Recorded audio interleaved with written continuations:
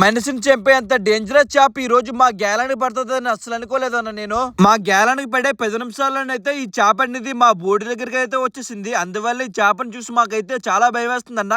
దానికి ఉన్న కొమ్ముతో అయితే మా మీద దాడి చేస్తుందని ప్రతి చేపకి ఒకటే గేలం అయితే వేస్తామన్నా. ఈ చేపను చూసి మాకు భయం వేసి అయితే 2 గేలాలు అయితే వేస్తున్నాము. 2 గేలాలు వేసేటప్పుడు అయితే 2 ఒకసారి వేయాలన్న. 2 ఒకసారి అయిపోతే మా మీద కొమ్ముతో అయితే పొడిచేస్తుంది. చూడండి మా వాళ్ళైతే 2 ఒకసారి వేస్తారు.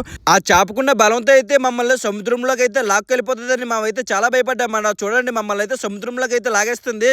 మా వాళ్ళు కూడా తగ్గేది లేదు అంటున్నారన్న. చేపకు చూసారన్నా ఎలాగైతే ఊకనేది గుచ్చారో దానికి ఉన్న తోకతో అయితే మమ్మల్ని అయితే తడిపేస్తుంది ఒక పక్కల్లి. ఇలాంటి డేంజరస్ చేపలకి కరగాలం వేసేటప్పుడు అయితే చాలా జాగ్రత్తగా అయితే వేయాలన్న. జాగ్రత్తగా ఎక్కిపోతే మా తోట పక్క మత్స్యకారులకి అనేది గుచ్చిపోతుంది. ఇది గేలం అనేది చాలా డేంజర్ అన్న. ఆ చేప తెప్పించుకుందామని చాలా ట్రై చేస్తుంది. అది తెప్పించుకున్న అవకాశం అయితే చిన్నది కూడా లేదన్న. ఎంత పెద్ద చేపని మా బోట్లోకి ఎలా లాక్కున్నామో మీకైతే నెక్స్ట్ రోజు చూపిస్తానన్న. మీరైతే ఎవరు కూడా మిస్ అవ్వకండి.